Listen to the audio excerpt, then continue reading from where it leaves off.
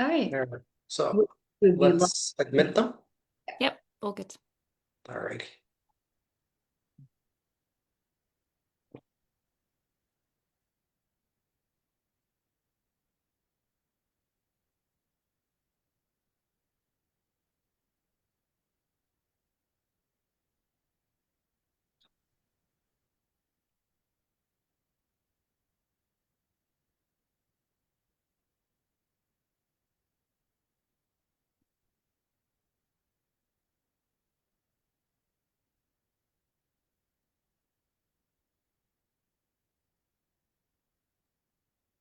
All right. Good evening, good morning, maybe good afternoon, wherever you are. Hello, everybody. Welcome to the AIDT SIG, the Artificial Intelligence and Digital Technology SIG at TESOL conferences, previously TESOL Arabia. Welcome to everybody who joined us before. I can see Anna, I can see Salman, I can see Miguel as well. Hello, everybody, and hello to the newcomers. So I'll introduce briefly the AIDT SIG, which is a special interest group for teachers globally overseas. It's not meant for the MENA region only. It's like for anyone who's interested in artificial intelligence, digital technologies, who'd like to apply this in the classroom, not necessarily as a teacher, but also as stakeholders, as coordinators, as admin, as schools, universities, anyone who is really interested in this field. And this group, the AIDT SIG, includes many experts. Today we have with us Aram, who's based in Egypt, myself included, I'm based in Tunis. Jasmin is joining us today from the UK. So as you can see, how diverse is this group? And also our guest today. So without further ado, Aram, I'll let you introduce our guest for today. Thank you so much for being here. And please in the chat, let us know where you're based, where you're joining us today. Thank you so much. Thank you so much, Isra. And good evening, everybody. Good afternoon, or maybe good morning. I don't know. Could be. So today we are joined by the very own Jasmin Silver, which is an educational consultant and a researcher specializing in language learning and kind of focusing on integrating educational research, AI, and psychological insights to language teaching in general, which is fascinating to say the least. As for today's session, to give you a slight introduction before I hand it over to our wonderful speaker, we're kind of witnessing a new era, as me and Jasmine were debating a little bit before. And many of our users, of our learners, I'm sorry, are now using AI to help them learn English, do assignments, and sometimes assessments. And we're thinking, or Jasmine was thinking, is to what extent are they being successful?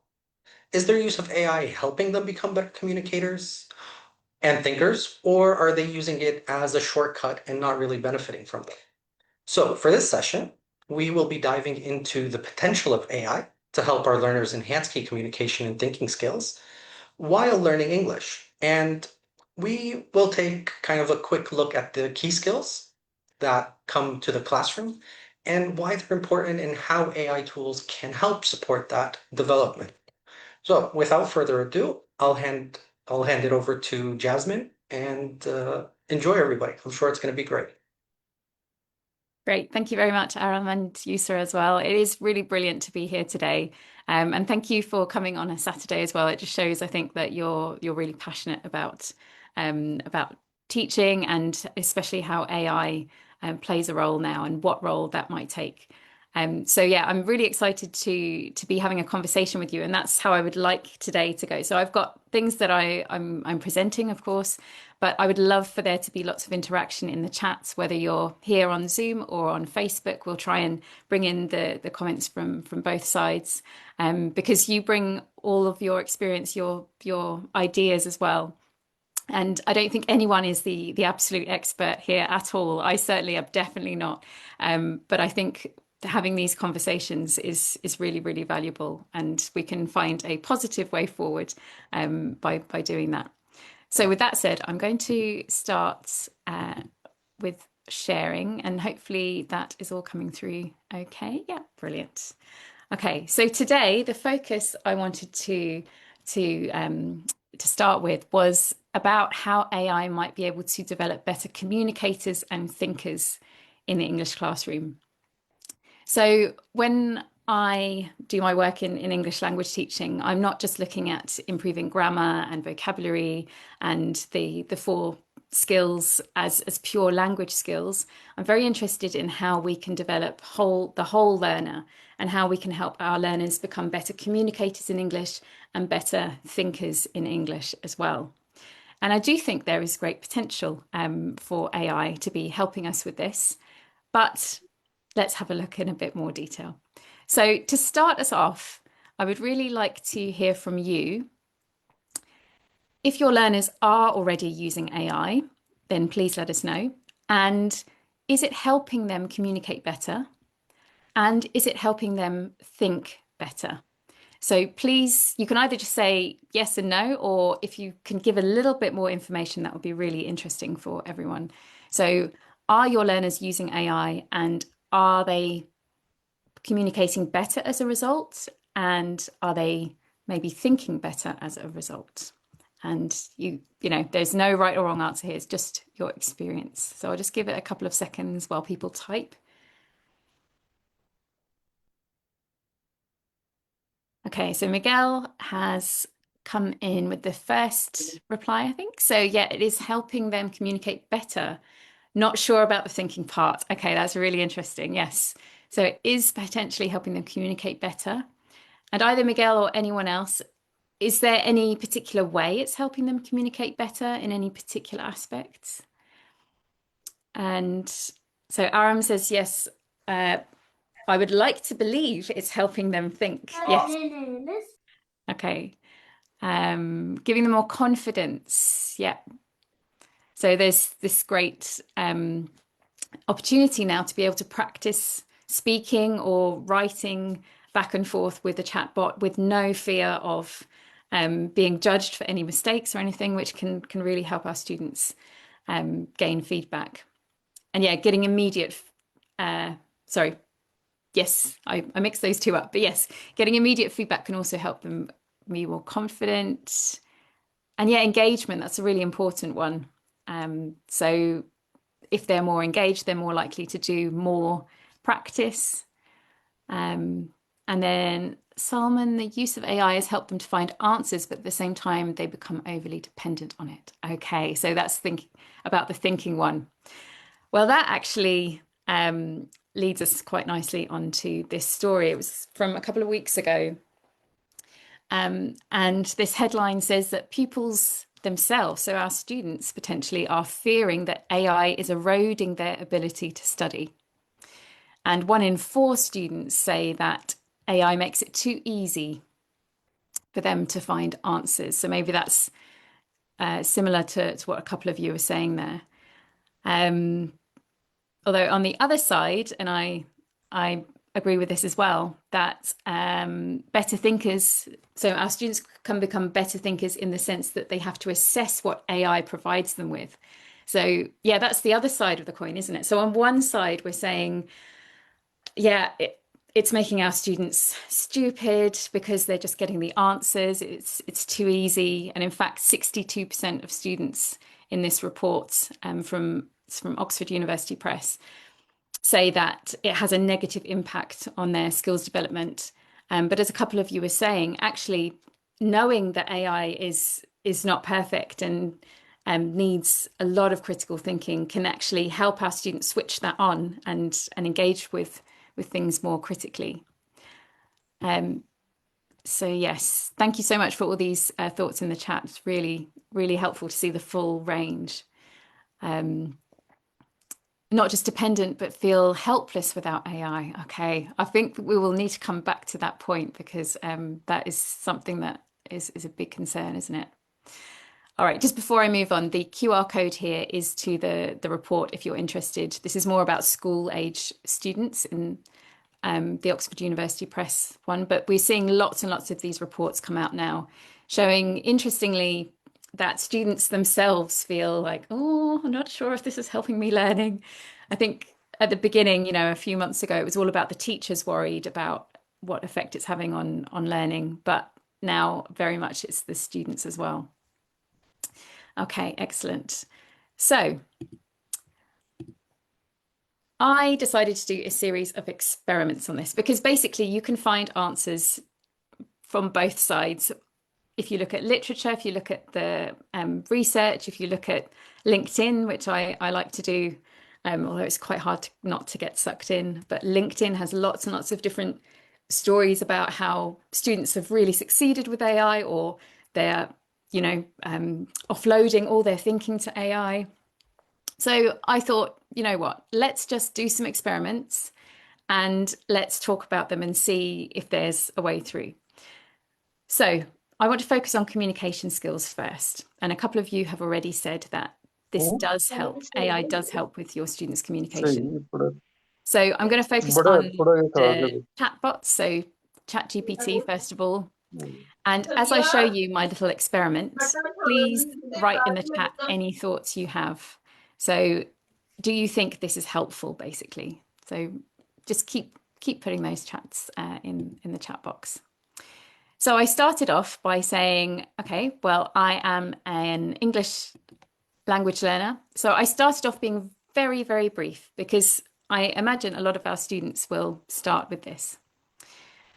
So I said, I'm an English language learner at B1, so intermediate. And I've just said, help me improve my communication skills. There we go. So ChatGPT, I should say I put in study mode because before we had study mode, everyone was saying, well, it just gives you the answers. And then ChatGPT's response was, oh, don't worry, we'll have study mode and it won't give you all the answers. It will be good for learning. So this is what it looks like in study mode. So it starts already by saying, okay, well, what kind of communication skills? So it's trying to focus me. And where do you use English in your everyday life? So I said, again, very vaguely, I just want to improve speaking. I use English in class. And then it says, okay, well, what is the hardest part? Let's focus in. So I get to choose one of these options. If it's about words, if it's about fluency, grammar, confidence. So I chose fluency because I thought, okay, how are you going to help me here, ChatGPT, with fluency? So it said, right, okay, here's a speaking style prompt. Answer this question. Tell me about something you enjoy doing in your free time.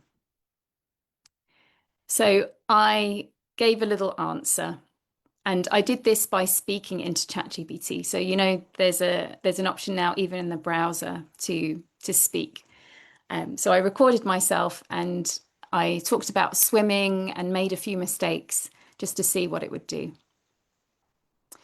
And then this is the bit I'm really interested in your opinion on. So it's given me some positive feedback. And then it says, fluency tip 1, use the present simple for habits.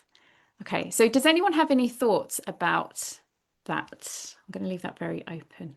I'm just going to catch up on the chat as well.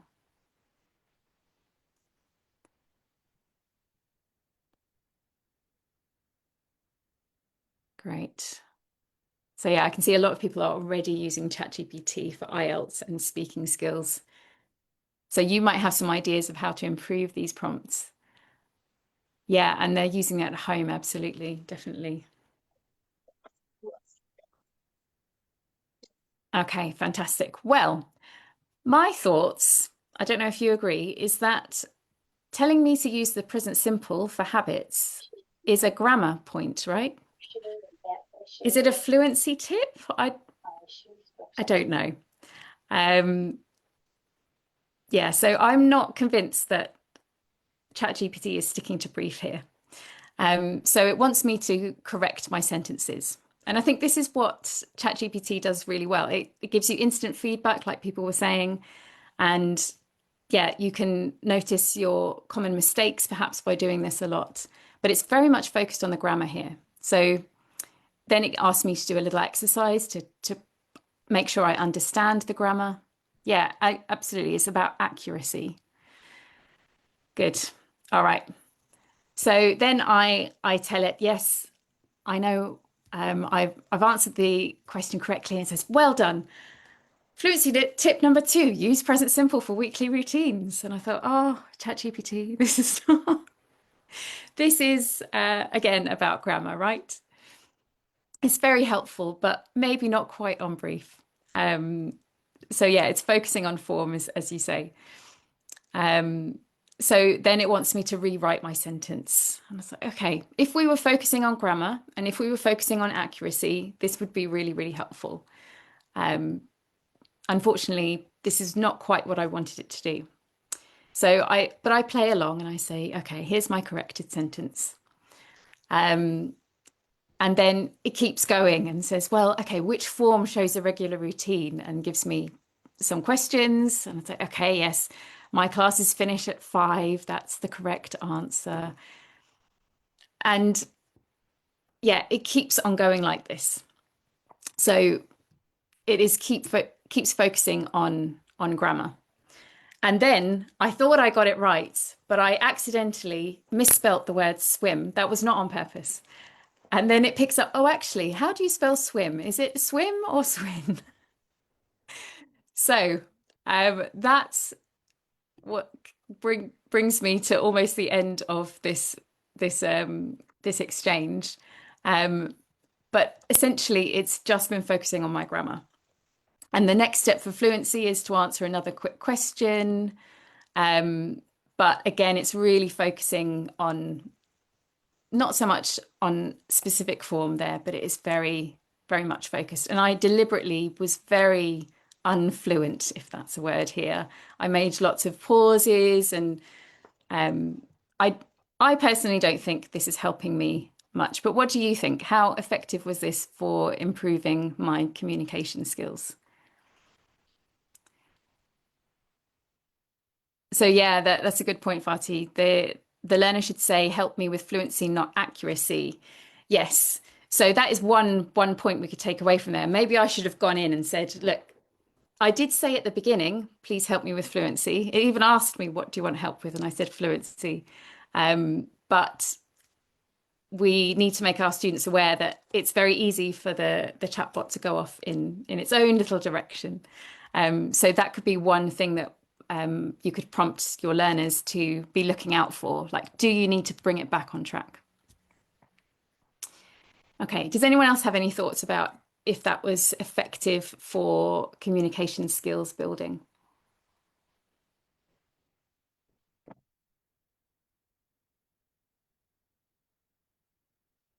So I would say if I had a particular issue with grammar and I felt like that was stopping me from communicating, then that would have been helpful. But if I want to look at communication skills more broadly, it's very, very narrow, that focus.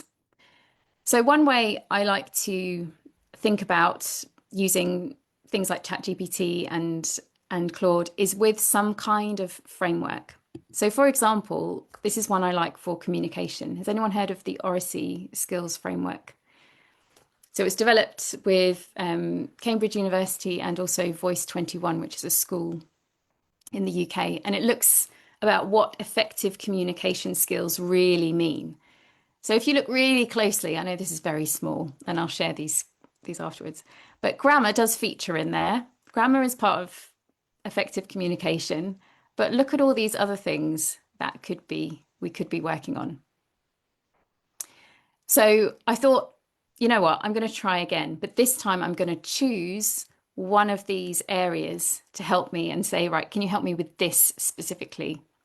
So I decided to choose the listening and responding part. I thought, that's quite a difficult skill, to be able to actively listen and respond well to someone. So not just speak and speak to someone, but listen to what they're saying and respond well. So my experiment number 2 was this time bringing in that focus. So again, as you look at what happened, just write in the chat any thoughts that you had.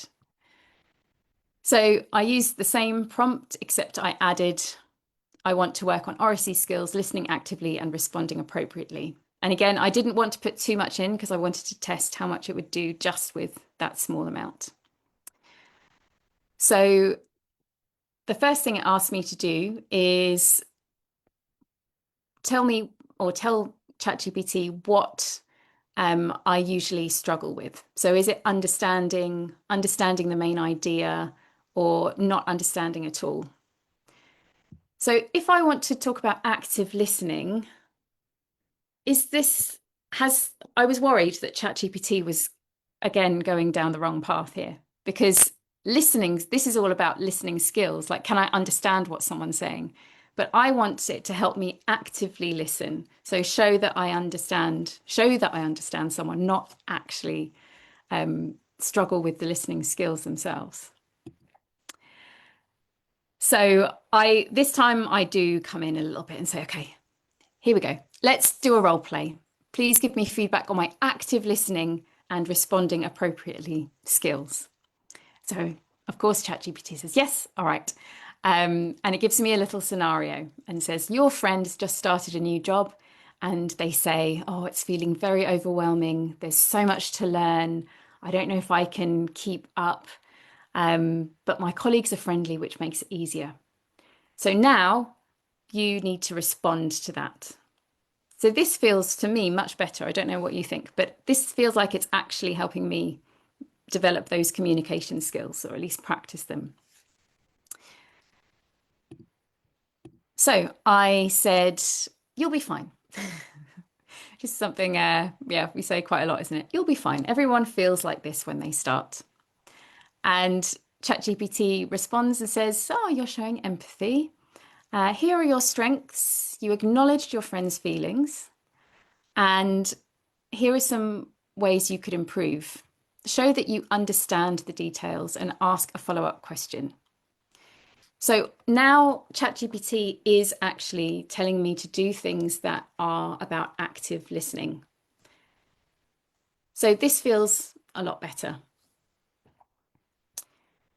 Okay, so it then gives me an example. I understand. It sounds like there's a lot to take in. What's been the most challenging part so far?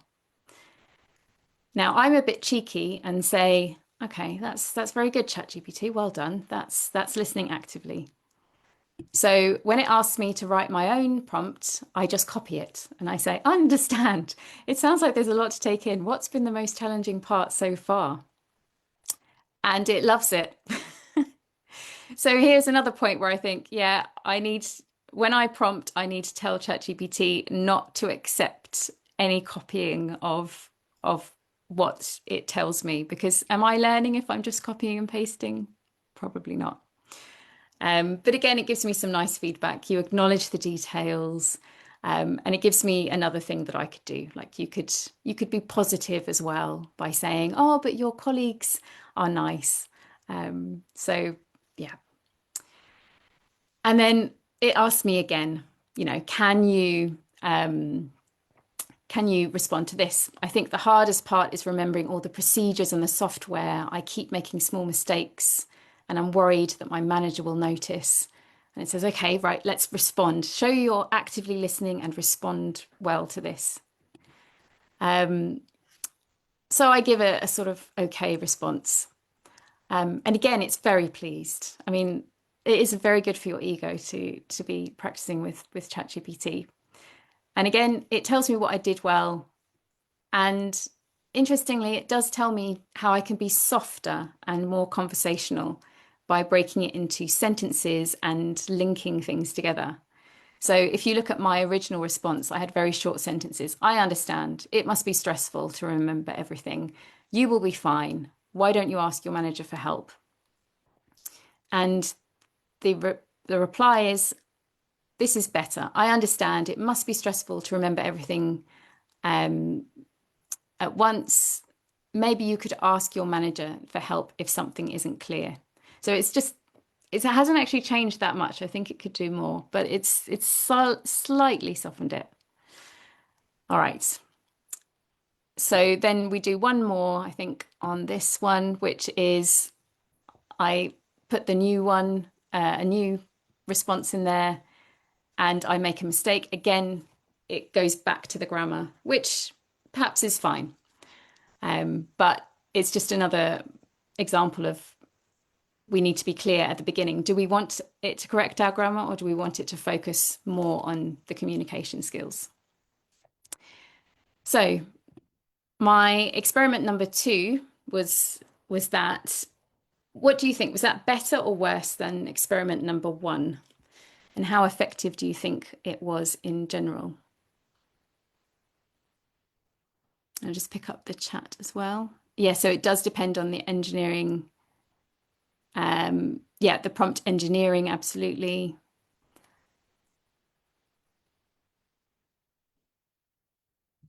Yeah, and the library of AI models sounds very interesting. Oh, I see. Yes. Okay. So yeah, what do you think? Is it better or worse, this experiment number 2, by using a specific framework? Do you think this would help your students? Okay, so Salman says it's better. Definitely better. Okay. Yeah, absolutely. So soft skills are definitely being developed now. So I feel like this is a much more interesting use. And yeah, it's focusing more on fluency and appropriacy. If we think about, even if our learners are sitting exams and the speaking exams, it's not just about grammar ever, is it? It's all about how they interact, how do they use language appropriately. Yeah, absolutely. Ah, and then on the other side, thank you, Kenza. I don't think it can help a lot with speaking and listening because they are complex skills and need authentic content. Yeah. But on the other hand, it may overcome shyness. So my thought on this last one was that yes, it's not the whole thing. Like if they only do this and they don't have a teacher and they don't have any interaction with real people, this is still very limited. But it kind of gets them going. And you could see maybe if they did this for homework, that they could come into the class and we could practice these skills in class. That would be quite a nice combination. And that would get to the more complex skills. Um, but yeah, as a starting point, I think this is quite nice.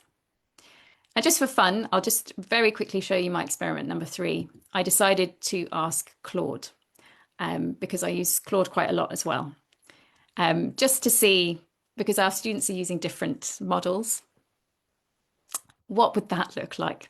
So Claude also has a study mode, but it's called learning mode. So I used exactly the same prompt as in experiment number 2. And I apologize now for the amount of text that Claude produces because Claude is very wordy. But I'm trying to highlight just the key bits that are interesting. And I will give you the slides if you want at the end, if you want to read through the whole conversation. Okay, so what did Claude say when I told it I wanted to focus on oracy skills? So it starts quite similarly to ChatGPT by saying, what do you find most challenging? Is it casual conversations? Is it formal discussions? What's difficult? Is it unfamiliar vocabulary? Is it feeling anxious? And what kind of English conversations do you have? So Claude, unless you tell it not to, just asks you lots of questions at once. It's like it's super keen. But yeah, I found it a bit overwhelming for that. But I went along with it and said, okay, I want casual conversations and I don't know how to respond properly because I wanted to bring it back to this focus. We talk about daily events and challenges, but yeah, I'm not very good at responding well to people and listening actively. So then it gives me a scenario and says, imagine someone says, oh, I had such a terrible morning. My car wouldn't start and I was late for an important meeting. What would you naturally want to say in response? And then it also prompts me to think, okay, what would you do in your own language? Because I've told it I'm speaking English as a second language. What would you do in your first language if someone said that? And it gives me some options. Would I give sympathy? Would I ask questions? Would I share a similar experience? Or would I offer advice? So I say, yeah, I'd offer advice because that's a common thing we do, right? Or offer advice. So then it says, oh, yes, very good. But it says here, in many English-speaking cultures, people sometimes share problems just to connect or to vent, to, just to, they don't want your advice, basically. They don't want to get solutions. So let's look at this as an example. Imagine someone says, I'm so stressed. I have 3 projects due this week and I don't know how I'll finish them all. So if you jump straight to advice like you should work overtime or just prioritize the important one, how do you think they might feel? So this is interesting because I think growing up, certainly in the context I grew up in, this was the normal response. You give advice. If someone says, I'm really stressed, you just give advice. This is what my mum did. This is what my family, my friends did. But we know now that sometimes that's not the best response. So it's quite, I feel like I'm learning something here from this. So yeah, how would you feel if someone just said that? And how would you feel if you said something like this instead? Oh, wow, 3 projects. That sounds really stressful. Have you tried talking to your manager? Or, oh, that's tough. Maybe you could focus on one at a time. Or, I hear you, that's a lot. And then it asks me to spot the difference. So, how is me giving advice? Is that different from giving much more acknowledgement of their feelings? And then it tells me to complete this sentence about a different problem. So imagine someone says, I can never wake up on time for work. And you respond, that's frustrating. Maybe you could. And then I say, go to bed earlier. I'm very quick. Go to bed earlier. So it says, okay, good. But let's make it more natural. And it shows me the kind of language that can soften it and make me relate more to that person. So instead of go to bed earlier, maybe you could try going to bed earlier, or you could go to bed earlier. I know it's hard though. Or you could go to bed earlier. That's what worked for me. And these are genuinely things that I think I've said to soften it so you don't sound like I'm telling you off. You're just being supportive. And then it gives me another practice and asks me to respond to a friend talking about junk food. Like I say, this is very long. Apologies for the length of it. So we keep going, and eventually it says, okay, so let's sum up. We have 3 main ways to respond appropriately. Acknowledge feelings. So show that you understand how that person is feeling. Share your experience. For example, that happened to me as well. I understand where you're coming from. And 3, give gentle advice. So maybe we could try meal planning. Maybe you could try speaking to your manager. And then you could continue, obviously, with this. So what do you think of this compared to the other 2?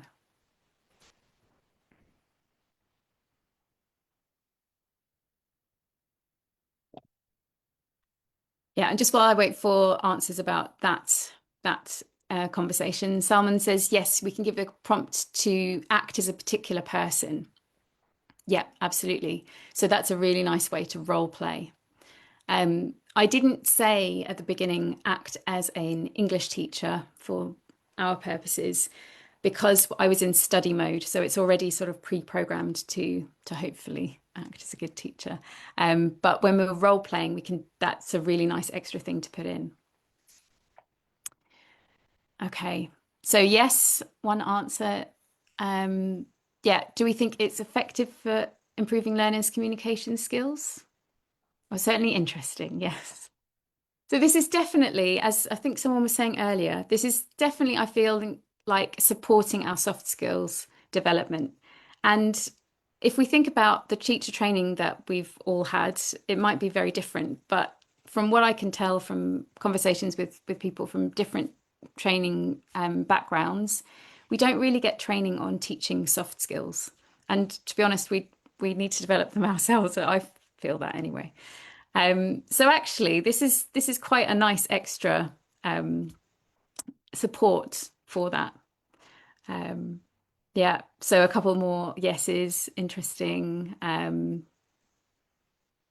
Yeah, and the third experience helps to train real life situation. Yes. And it's step by step, yeah. Because when you're practicing for real, you don't get to stop and like analyze and see it all written down and think about, oh, how would that feel? So I definitely think that can add something. It's not everything, but I think it can add something. All right. So what kind of principles could you take away from these three experiments? So for me, um, I think being clear on what you want to learn. So when I started and just said, I want to improve my communication skills, I got straight into the grammar, and that is not what I wanted. So if you have a specific framework, that can be helpful so you can pull out something really specific. So set a specific learning objective, but also say how you want to learn. So I don't know whether you noticed, but who was speaking most? You probably did notice. Me or the chatbot. The chatbot was with Claude especially, but with ChatGPT too.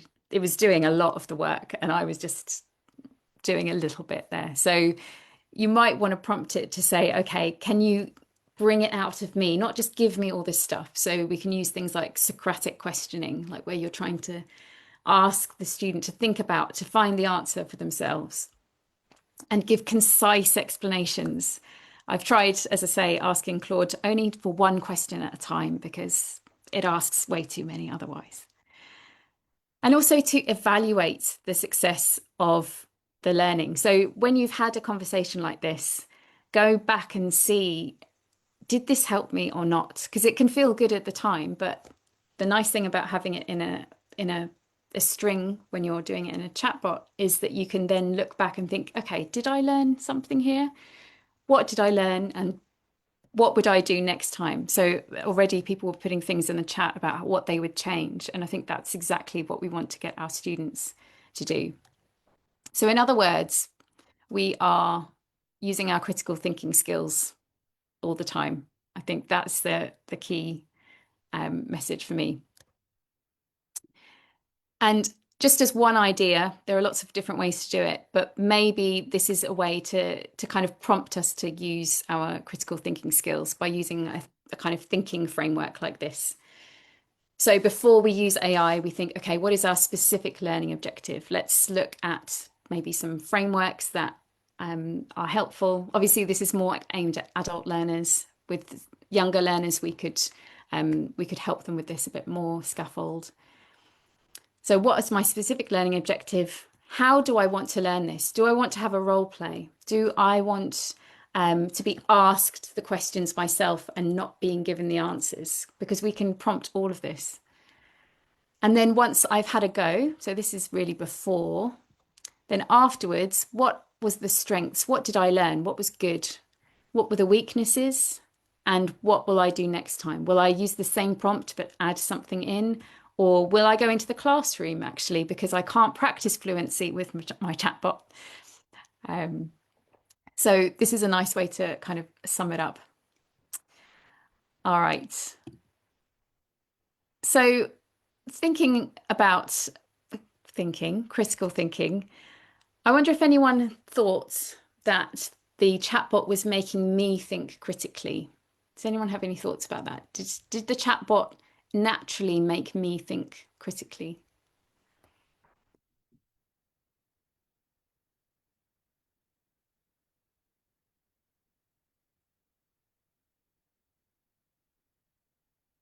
Okay, so Aram says, I don't believe so. Yeah, so I also felt that it didn't really make me think critically. Like I say, it gave me lots and lots of text. And it was very interesting, it was very useful, but I don't feel like it really got me to think very critically. And this is one of the big criticisms of using AI for education, that it's going to make us not use our brains, that we're going to just outsource all of that to the chatbot. And you can see that it easily does that. It almost feels like it wants to help so much that it just gives you everything on a plate. So let's have a look. I did a couple more experiments with critical thinking, building on what I was doing earlier. So let's see if we can make it help me with my critical thinking as well as my communication skills. So Experiment number 4, I went back to ChatGPT. I kept in study mode and I kept my prompt about oracy, but I also asked it to help me with my critical thinking. So I asked it to work on oracy skills, listening actively and responding, but I also want you to help me think critically. And again, I kept it very broad, just say, go on then, help me. So it starts very much the same. I don't think we need to spend time on this. It just asks me, what do I want to do? Fine. And then I said, I want you to help me with everyday conversations. But it goes into small talk. And I think, why did you offer me small talk for critical thinking?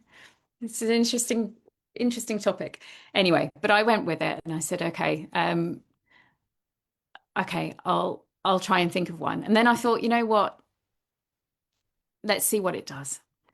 Um, and then it kept going, and I just thought, this is not helping me think critically at all.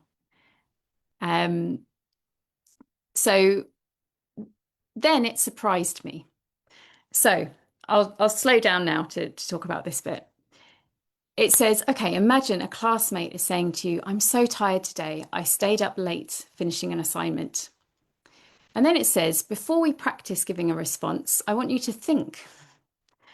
What do you think this classmate wants from you right now? Do they want information, empathy, advice, or something else? So I thought, okay, hang on a second. I underestimated ChatGPT. It's actually getting me to think. So I said, I think they want empathy. And they said, yeah, okay, that's a good idea. And then it says, when someone wants empathy, we usually do 2 things: acknowledge their feeling and add a small follow-up to keep the conversation going. Already, I don't know what you think. Put your thoughts in the chat. But already, I feel like it's gone away from critical thinking mode and just given me more answers. So I was like, okay. But it comes back and it says, okay, if you want to acknowledge their feeling, what is a short, simple sentence you could say back? So, okay, it's given me some prompts, but it's not given me the full answer. And if you remember right at the beginning, it was giving me the full answer all the time.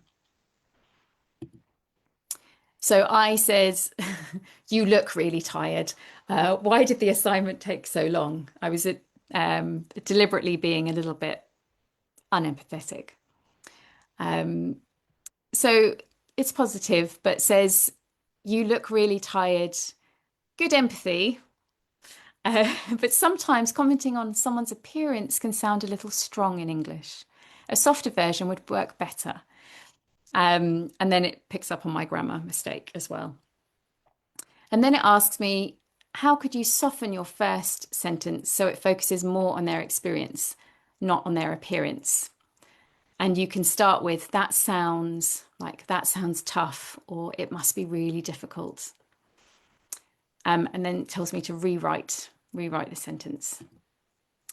So I say, that sounds tiring, but again, I make a little mistake just to see what it does.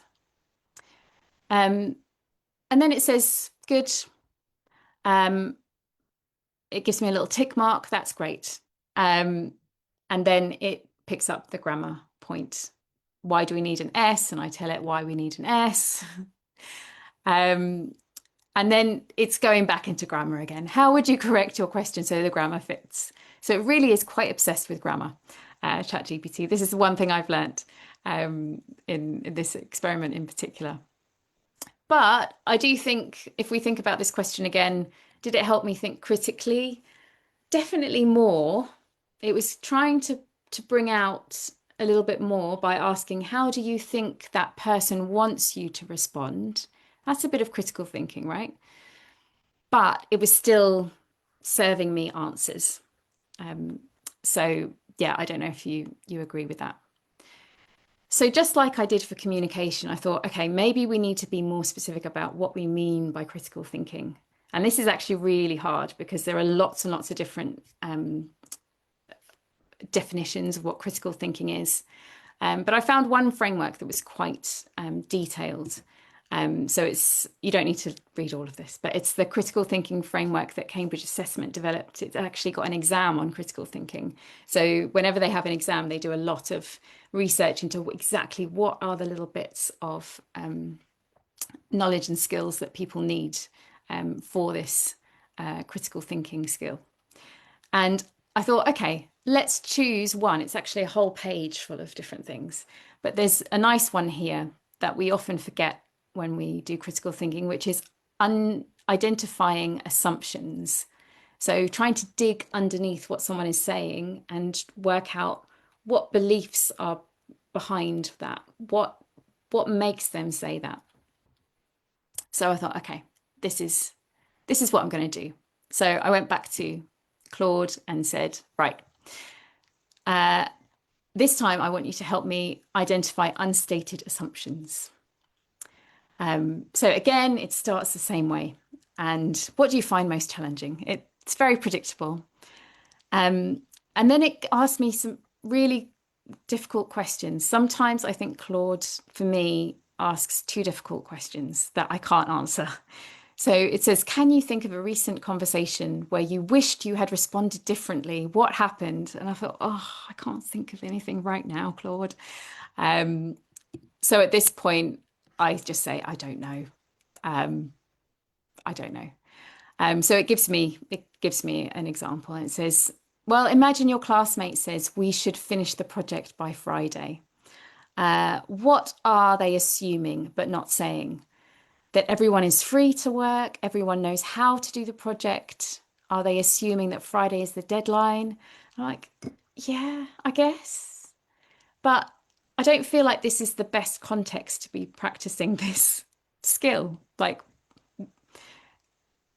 it gives me some good pointers, but I'm not sure this is the right context. So I then take it into my own hands and say, actually, can we just do a debate, please?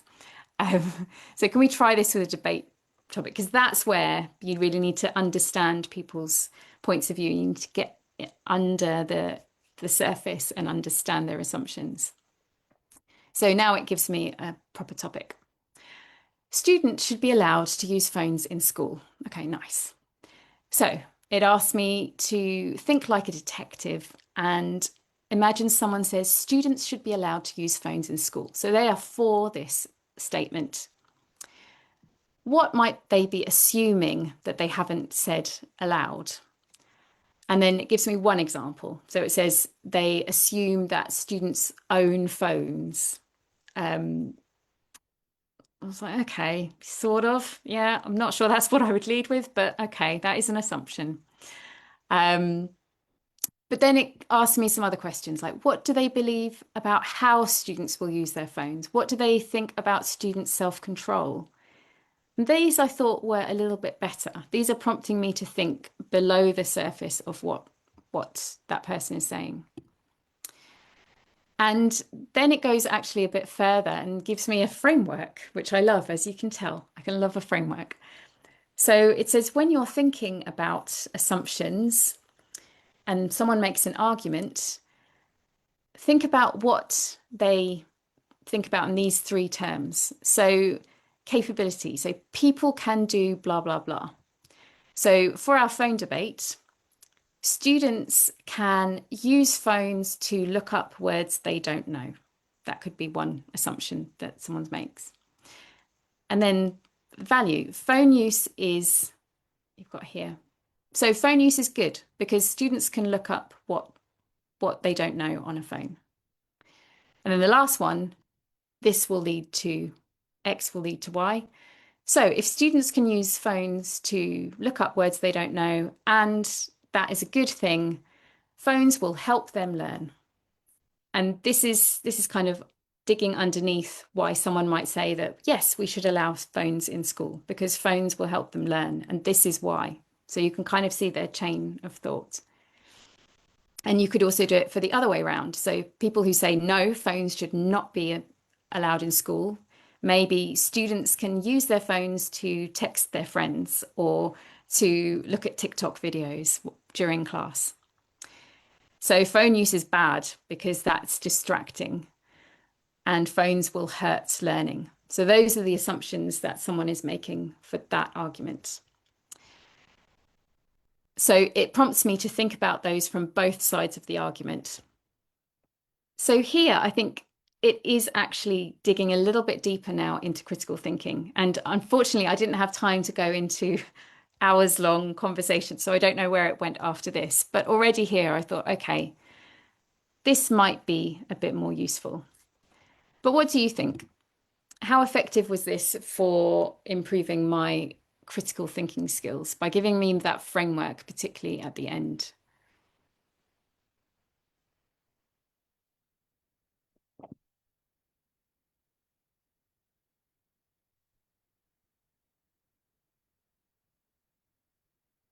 And again, I don't think it's perfect. I'll just say that. So feel free to say, I don't think that helped your critical thinking skills at all, Jasmin. You're just as clueless as the start before you had that conversation with ChatGPT. So better than before. Yeah, for me, my sense was that it felt better than before. Yeah, benefits. And again, with critical thinking, although we use critical thinking, we've developed critical thinking outside of school, through life experience as well. A lot of us haven't learned how to teach critical thinking, and this could be quite a nice not substitute, but supplementary material to help learners. But again, I think being really specific about what you want to learn. So again, using something like this AI log can be helpful. So thinking, what exactly about critical thinking do I want to develop? How do I want to learn this? So remember, I had to tell it, yeah, can you just do a debate, please? Don't have this weird classmate talking about deadlines scenario, because that's not helping me with my critical thinking. And then always evaluating strengths and weaknesses and next steps. And another final example of something you could do with that is if all your students are creating these AI logs when they're going away and doing their own thing, perhaps every term or every semester, you might have an AI prompt writing competition where you say, right, get together in groups, bring in all your logs, see what the strengths and weaknesses were, see where you wanted to refine your prompts, and write a detailed prompt. So remember, we've just been writing really short prompts now. Write now a detailed prompt, bringing in everything that you've learned, and try it out and share it with the class and see if that gets us even further. And of course, this is developing their critical thinking skills, it's developing their communication skills, and it's developing their AI literacy as well. So I think this is a nice way to bring it all together. So my takeaways from this little series of experiments were, first of all, that even though study and learn mode are probably better than just using the regular chat GPT or the Claude, it's not enough. They're not necessarily set up to help me learn without me giving a lot more thought into my prompt. So if I want to develop communication and critical thinking skills, I need to do a lot more. The second point is that for me, using frameworks really helped me to identify specific learning objectives. So if I have that there, then it just narrows it down a little bit, or quite a lot more. So it can't go off in so many different directions. And again, you have to think about the how. I mentioned it a couple of times, but I had to keep telling it, can we do a debate? Or can we have a conversation about this? And knowing that is really important as well. But also that even if that didn't work, so even if we think, you know what, you've done all these experiments, but ultimately, I don't think that you've helped the students develop their communication skills or their critical thinking skills. For me, the actual process of doing the experiments and analyzing them and trying to refine them, that was a communication skills activity, and it was a critical thinking skills activity. So even if I didn't think the actual chat was any good, that experiment, and your students can do this too, I think is a very good communication and critical thinking activity. So I would be very interested if you have any other takeaways, but for now, thank you very much. I know we're running quite close to the time. Sorry to run all the time, but if you have any questions, please do let me know. And if you want to look at the full chats, then I've put them on the slides, which you can download on the QR code as well.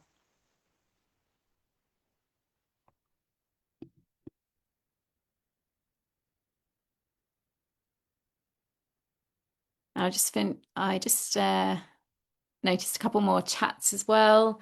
Yeah, the critical thinking part depends on how AI turns the conversation. Yeah.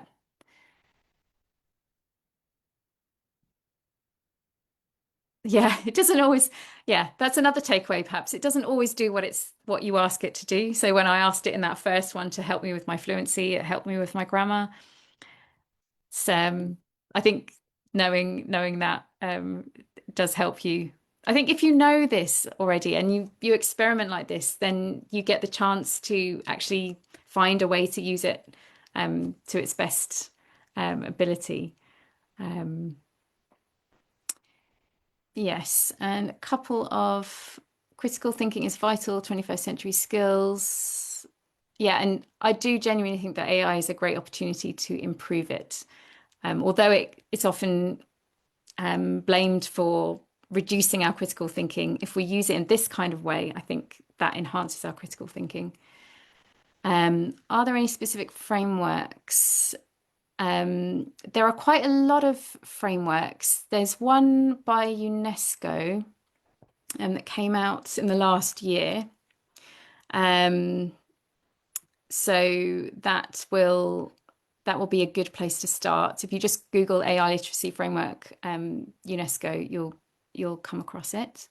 Oh, sorry about the access. I tell you what, I will stop sharing, or maybe I can do it on this screen. I'll make sure that that's open, but you can request if you just put your request in. I'll say yes. Don't worry. But yeah, I'll fix that in a second. Yeah, brilliant.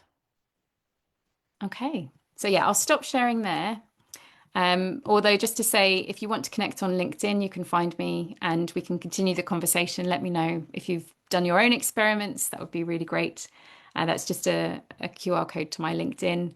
But yes, I will, just before we go, I'll try and unlock that access so that you can download the slides. But I can send it maybe as a follow-up as well. Is that possible? Sure, Justin. Yeah, Okay, anytime. Thank perfect. you. Yes. All right. Thank you. All right.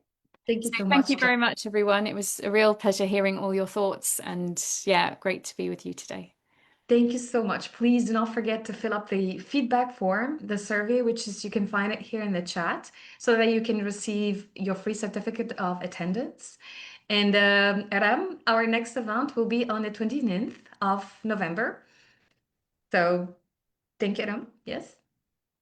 Yes. So it will be with Fayaz. So Fayaz is also someone who's expert in the field. And of course, you can also follow up on WhatsApp, Facebook, Instagram, and LinkedIn. And thank you so much, Jasmine. Thank you for your contribution and for everything you shared with us yesterday, especially the framework. So I'm going to have a closer look at it, and it's really interesting. And while you were presented, I was sharing, now I'm telling you this, I'm sharing you the photos and we're live. And a lot of people, they're really excited about this and they joined in the meantime. And many, they have questions related to the frameworks. So you might really receive requests regarding this. Thanks a lot. So, Adam, over to you. Thank you. Thank you very much. Just a very, very big thank you to Jasmine. Wonderful session, really informative, and raises the right questions, I would say, in the right places. What are we expecting it from it to do? How are we prompting it? How are we not? And if we hand the wheel over to AI, is it doing it what we want it to do or not? So I think we learned that very well with you today. I also mentioned in the chat, sometimes we don't talk as much about negative prompting as we do as much about prompting itself. So a lot of times we also have to tell the AI what we don't want it to do, or else it just will, like you said, go on and on and on by its own and take a tangent that we weren't expecting it to. So I would say definitely negative prompting is a key factor as well. I would also like to take a moment just to reiterate on what Yusra said. We are meeting once again on the 29th of this month for Fayez Malik's webinar. It's recalibrating language teaching with AI. So we're going to look a little bit more about not the student side of things, but maybe on the teacher's side of things, which is just as equally as important. So until then, I wish you all a wonderful time. Stay safe and see you on the 29th. Brilliant, thank you. And I've just put the link to the slides again, so that should work. Wonderful. Thank you so much, Jasmin. It was an honor. Thank you. Thank you. All right, everybody. Till next time, all the best.